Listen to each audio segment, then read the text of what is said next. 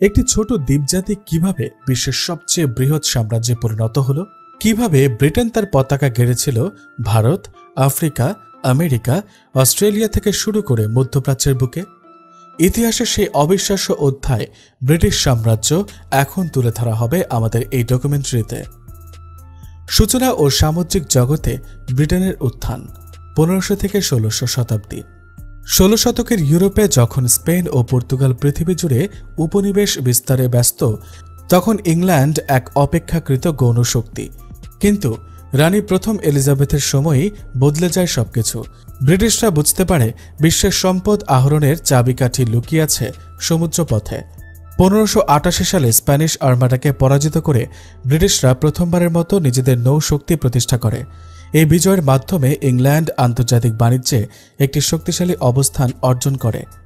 1600 সালে রানী Elizabeth east India company প্রতিষ্ঠার অনুমোদন দেন। এই বাণিজ্যিক কোম্পানির মাধ্যমে শুরু হয় ব্রিটিশদের পূর্ব দিকে যাত্রা। শুরুতে মশলা ও রেশমের ব্যবসা থাকলেও ধীরে ধীরে এই কোম্পানি হয়ে ওঠে উপনিবেশ দখলের হাতিয়ার। ভারতবর্ষে ব্রিটিশদের আগমন ও আধিপত্য 1600 থেকে 1857। ভারতবর্ষ ছিল ব্রিটিশ সাম্রাজ্যের মুকুটমণি। ইস্ট ইন্ডিয়া কোম্পানি 1608 সালে সুরাট বন্দরে তাদের প্রথম কারখানা স্থাপন করে।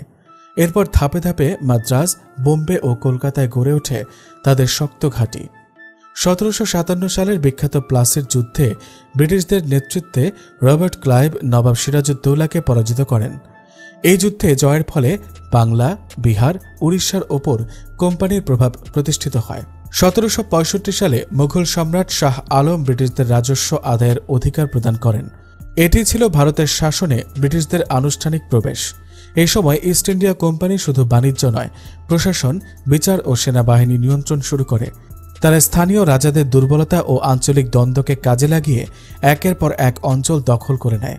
সিপাহী বিদ্রোহ ও কোম্পানির পতন 1857 সালে ঘটে ভারতের প্রথম স্বাধীনতা সংগ্রাম, যা ইতিহাসে পরিচিত সিপাহী বিদ্রোহ নামে। সিপাহীদের মধ্যে ধর্মীয় অবমাননা, বেতন নিয়ে অসন্তোষ এবং ব্রিটিশদের শোষণ নীতির বিরুদ্ধে ক্ষোভ জমে ওঠে। এই বিদ্রোহ দ্রুত ছড়িয়ে পড়ে উত্তর ও মধ্য ভারতে। লখনৌ, কানপুর, দিল্লি, ঝাঁসিতে তীব্র সংঘর্ষ হয়। যদিও ব্রিটিশরা এটি দমন করতে সক্ষম হয়, তবে এই বিদ্রোহ তাদের চোখে কোম্পানির অকার্যকরতা প্রমাণ করে। 1858 সালে ইস্ট ইন্ডিয়া কোম্পানিকে বিলুপ্ত করে ভারত সরাসরি ব্রিটিশ সরকার তথা রানীর অধীনে আনা হয়। এ সময় শুরু হয় ব্রিটিশ রাজ, যা প্রায় 90 বছর স্থায়ী ছিল। আফ্রিকা ও অন্যান্য উপনিবেশে ব্রিটিশ সম্প্রসারণ 1800 থেকে 1900। 19 শতকে ব্রিটিশ সাম্রাজ্য Africa, Caribbean, Australia, Canada, New Zealand, Malay উপদ্বীপ, মধ্যপ্রাচ্য ও ফিজি দ্বীপপুঞ্জে ছড়িয়ে পড়ে। আফ্রিকায় তারা অংশ নেয় স্ক্র্যাম্বল ফর আফ্রিকাতে। দক্ষিণ আফ্রিকায় ডাচ বসতি ও জুলু উপজাতিদের সঙ্গে সংঘর্ষের মধ্য দিয়ে তারা দখল প্রতিষ্ঠা করে। মিশর ও সুয়েজ খাল ছিল তাদের জন্য জ্বালানি ও বাণিজ্যের কৌশলগত কেন্দ্র। অস্ট্রেলিয়ায় ব্রিটিশরা শুরুতে নির্বাসিত কয়েদিদের পাঠাত। পরবর্তীতে এটি একটি কৃষি নির্ভর উন্নত উপনিবেশে পরিণত হয়। কানাডা, নিউজিল্যান্ড, সিঙ্গাপুর, হংকং, মাল্টা, ফকল্যান্ড দ্বীপ সব জায়গায় ব্রিটিশ সাম্রাজ্যের ছায়া পড়তে থাকে। দাস ব্যবসা, অর্থনীতি ও সামাজিক প্রভাব। ব্রিটিশ সাম্রাজ্য গড়ে উঠেছিল দাস ব্যবসা ও পণ্য চক্রের ওপর। আফ্রিকা থেকে দাস নিয়ে তাদের আমেরিকার উপনিবেশে ব্যবহার করা হতো। সেই শ্রমে উৎপাদিত চিনি, তুলা, কফি, তামাক ব্রিটেনে এনে বিক্রি করা হতো। এই 3 কোণা বিশিষ্ট বাণিজ্য সংস্থাকে বলা হতো ট্রায়াঙ্গুলার ট্রেড। 1772 সালে ব্রিটেনে দাসত্ব নিষিদ্ধ হলেও উপনিবেশগুলোতে তা আরও কয়েক দশক চালু থাকে। 1833 সালে ব্রিটিশ পার্লামেন্ট আনুষ্ঠানিকভাবে দাসত্ব নিষিদ্ধ করে। ব্রিটেনের অর্থনৈতিক প্রবৃদ্ধির পেছনে এই দাস শ্রম এক বিশাল ভূমিকা রেখেছিল। এই সময় ব্রিটেন হয়ে ওঠে পৃথিবীর বৃহত্তম বাণিজ্যিক ও সামরিক শক্তি। তারা রেলপথ, বন্দর, খনি ও কলকারখানা গড়ে তোলে উপনিবেশে, কিন্তু সেসব ছিল তাদেরই স্বার্থরক্ষা ও সম্পদ আহরণের জন্য। শিক্ষা, সংস্কৃতি ও প্রশাসনিক প্রভাব। ব্রিটিশরা তাদের শাসিত অঞ্চলে প্রশাসনিক কাঠামো, রেলপথ, ডাক ব্যবস্থা, ইংরেজি শিক্ষা চালু করে। ভারতে গঠন করে ইন্ডিয়ান সিভিল সার্ভিস। আইন, আদালত, ভূমি জরিপ, অর্থনীতি সবকিছু তারা নিজস্ব ব্যবস্থায় পুনর্গঠন করে। তবে এসব সংস্কার ছিল শাসনের হাতিয়ার। জনগণের উপকারের চেয়ে নিয়ন্ত্রণই ছিল মুখ্য। তারা স্থানীয় সংস্কৃতি ও ভাষার ওপর আধিপত্য বিস্তার করে ইংরেজি শিক্ষাকে চাপিয়ে দেয়। তাদের শিক্ষা ও প্রশাসনিক পদ্ধতি একদিক থেকে আধুনিকতা আনলেও অন্যদিকে স্থানীয় জাতিসত্তা ও ঐতিহ্যের অবমূল্যায়ন ঘটায়। বিশ্বযুদ্ধ ও সাম্রাজ্যের দুর্বলতা। 1914 থেকে 1947। প্রথম বিশ্বযুদ্ধ ব্রিটিশ সাম্রাজ্যের জন্য ছিল বিশাল ধাক্কা। ভারতসহ উপনিবেশগুলো থেকে লক্ষ লক্ষ সৈন্য পাঠানো হয় যুদ্ধক্ষেত্রে। অর্থনৈতিক ক্ষয়ক্ষতি ও জাতীয়তাবাদের উত্থান ব্রিটেনকে দুর্বল করে দেয়। দ্বিতীয় বিশ্বযুদ্ধের পরে ব্রিটিশদের অর্থনৈতিক অবস্থা ভেঙে পড়ে। উপনিবেশগুলোর ওপর নিয়ন্ত্রণ ধরে রাখা কঠিন হয়ে পড়ে। ভারতে মহাত্মা গান্ধীর নেতৃত্বে অহিংস আন্দোলন তীব্র হয়। 1974 সালে ভারত ভাগ হয়ে ভারত ও পাকিস্তান স্বাধীনতা অর্জন করে। এরপর একে একে আফ্রিকা, ক্যারিবিয়ান, মধ্যপ্রাচ্য ও এশিয়ার অন্যান্য উপনিবেশ ব্রিটিশদের হাতছাড়া হয়। কমনওয়েলথ ও ব্রিটেনের উত্তর সাম্রাজ্যিক ভূমিকা। সাম্রাজ্য হারানোর পর ব্রিটেন কমনওয়েলথ অফ নেশনস প্রতিষ্ঠা করে, যেখানে সাবেক উপনিবেশগুলো ব্রিটেনের সঙ্গে সাংস্কৃতিক, অর্থনৈতিক ও রাজনৈতিকভাবে যুক্ত থাকে। বর্তমানে 50টির বেশি দেশ এই সংগঠনের অংশ। আজ ব্রিটেন একটি প্রভাবশালী শক্তি হলেও তাদের উপর রয়েছে সাম্রাজ্যিক ইতিহাসের দায়। অনেক উপনিবেশেই ব্রিটিশ শাসনের ক্ষত এখনও রয়ে গেছে, ভাষা, শিক্ষা, আইন ব্যবস্থা, এমনকি সামাজিক ভেদাভেদের ভেতর। তবে এই যুগের শিক্ষা হল আধিপত্যের চেয়ে সহযোগিতা অধিক টেকসই। ব্রিটেন এখন আর শাসক নয়, বরং বিশ্ব রাজনীতির এক পরিপক্ক অংশগ্রহণকারী রাষ্ট্র। ব্রিটিশ সাম্রাজ্য শুধু রাজনৈতিক ও সামরিক পরিমণ্ডলে নয়, বরং সাংস্কৃতিক ক্ষেত্রেও এক ব্যাপক প্রভাব বিস্তার করেছে। ব্রিটিশ সাহিত্য, শিক্ষা, আইন, ক্রীড়া ও স্থাপত্য অনেক উপনিবেশে আজও বিদ্যমান। ইংরেজি ভাষা বর্তমানে বিশ্বের অন্যতম প্রধান আন্তর্জাতিক ভাষা হিসেবে প্রতিষ্ঠিত, যার মূল কারণ ব্রিটিশ সাম্রাজ্যের বিস্তার। ক্রিকেট, ফুটবল, রাগবি এই খেলাগুলো উপনিবেশগুলোতে প্রবর্তিত হয়ে আজ সেসব দেশের নিজস্ব ক্রীড়া সংস্কৃতির অংশ হয়ে উঠেছে। ভারত, অস্ট্রেলিয়া, ওয়েস্ট ইন্ডিজে ক্রিকেট কেবল খেলা নয়, এক সাংস্কৃতিক পরিচয়। শিল্প ও স্থাপত্যের ক্ষেত্রেও ব্রিটিশ প্রভাব দেখা যায়। কলকাতা, লাহোর, মুম্বাই, নাইরোবি, কুয়ালালামপুরে ব্রিটিশ স্থাপত্যের নিদর্শনগুলো আজও গর্বের প্রতীক হিসেবে বিদ্যমান। সাম্রাজ্যের মূল্যায়ন ও বিতর্ক। ইতিহাসবিদদের মধ্যে ব্রিটিশ সাম্রাজ্য নিয়ে রয়েছে দ্বিমত। কেউ বলেন এটি সভ্যতা ও আধুনিকতা ছড়িয়েছে, আইন, স্বাস্থ্য, রেল, শিক্ষা। আবার অনেকে বলেন এটি ছিল এক নিষ্ঠুর শোষণ যন্ত্র, যা লক্ষ লক্ষ মানুষের জীবন ধ্বংস করেছে। আফ্রিকার মানুষ ব্রিটিশ সাম্রাজ্যকে মনে করে দাসত্বের উৎস হিসেবে। আবার কেউ কেউ বলে এটি উন্নয়নের দরজা খুলেছে।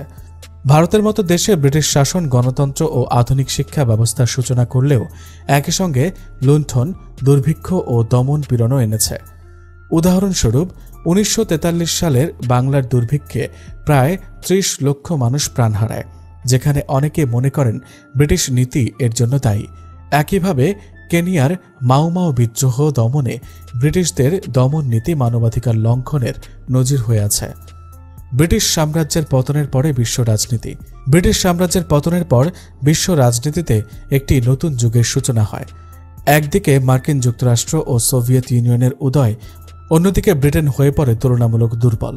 তবে ব্রিটেন তার কূটনৈতিক শক্তি ও কমনওয়েলথের মাধ্যমে বিশ্বমঞ্চে তার অবস্থান ধরে রাখে। ব্রিটেন আজও জাতিসংঘের নিরাপত্তা পরিষদের স্থায়ী সদস্য, G7 ও ন্যাটো এর গুরুত্বপূর্ণ অংশ। তবে এখন তাদের শক্তির ভিত্তি আর সামরিক নয়, বরং নৈতিক, সাংস্কৃতিক ও কূটনৈতিক প্রভাব। ব্রেক্সিট ও ব্রিটেনের আধুনিক বাস্তবতা।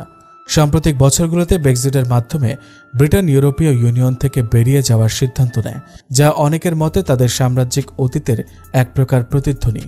ব্রিটেন নিজেকে আবার স্বাধীন ও স্বয়ংসম্পূর্ণভাবে প্রতিষ্ঠা করতে চায়। তবে এই সিদ্ধান্ত অর্থনৈতিক ও কূটনৈতিক জটিলতা সৃষ্টি করেছে। সাবেক উপনিবেশগুলোর সঙ্গেও তাদের বাণিজ্যিক ও কৌশলগত সম্পর্ক নতুন করে সংজ্ঞায়িত করতে হচ্ছে। ব্রিটিশ সাম্রাজ্যের অর্থনৈতিক চক্র এবং শিল্প বিপ্লব। ব্রিটিশ সাম্রাজ্যের সাফল্যের অন্যতম বড় ভিত্তি ছিল অর্থনৈতিক পরিকল্পনা এবং শিল্প বিপ্লব। 18 শতকের মাঝামাঝি থেকে শুরু হওয়া এই শিল্প বিপ্লব বদলে দিয়েছিল ব্রিটেনের উৎপাদন প্রক্রিয়া। এটি ব্রিটিশ সাম্রাজ্যের বিস্তারকে ত্বরান্বিত করে। বাষ্প ইঞ্জিন, টেক্সটাইল কারখানা, লোহা ও কয়লার খনি সবকিছু মিলিয়ে ব্রিটেন হয়ে উঠেছিল পৃথিবীর প্রথম আধুনিক শিল্পজাত দেশ। এই নতুন শিল্প ব্যবস্থাকে টিকিয়ে রাখতে প্রয়োজন ছিল কাঁচামাল এবং বৃহৎ বাজার, যা তারা পেয়েছিল তাদের উপনিবেশগুলো থেকে। ভারত থেকে তুলা, মিশর থেকে সুতি, পশ্চিম আফ্রিকা থেকে পাম তেল ও চীন থেকে চা এইসব উপনিবেশিক পণ্য এনে ব্রিটেনের কারখানায় রূপান্তর করে ফের উপনিবেশে বিক্রি করা হতো।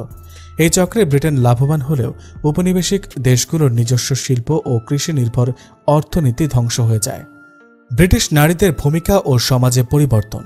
সাধারণভাবে সাম্রাজ্যিক ইতিহাসে পুরুষদের নামই বেশি উচ্চারিত হয়, তবে ব্রিটিশ সাম্রাজ্য গঠনে নারীরাও গুরুত্বপূর্ণ ভূমিকা পালন করেছেন। শিক্ষিকা, মিশনারি, সেবিকা, এমনকি প্রশাসনিক কর্মী হিসেবে তারা উপনিবেশগুলোতে ব্রিটিশ মূল্যবোধ ছড়িয়ে দিয়েছেন। ফ্লোরেন্স নাইটিঙ্গেল যেমন ক্রিমিয়ান যুদ্ধে আধুনিক নার্সিংয়ের ভিত্তি গড়ে দেন, তেমনি অনেক ব্রিটিশ নারী আফ্রিকা ও ভারতে স্বাস্থ্য, শিক্ষা ও সমাজ সেবায় যুক্ত ছিলেন।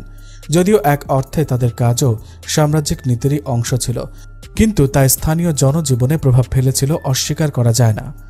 ভারতবর্ষে স্বাধীনতা আন্দোলন এবং ব্রিটিশ প্রতিক্রিয়া।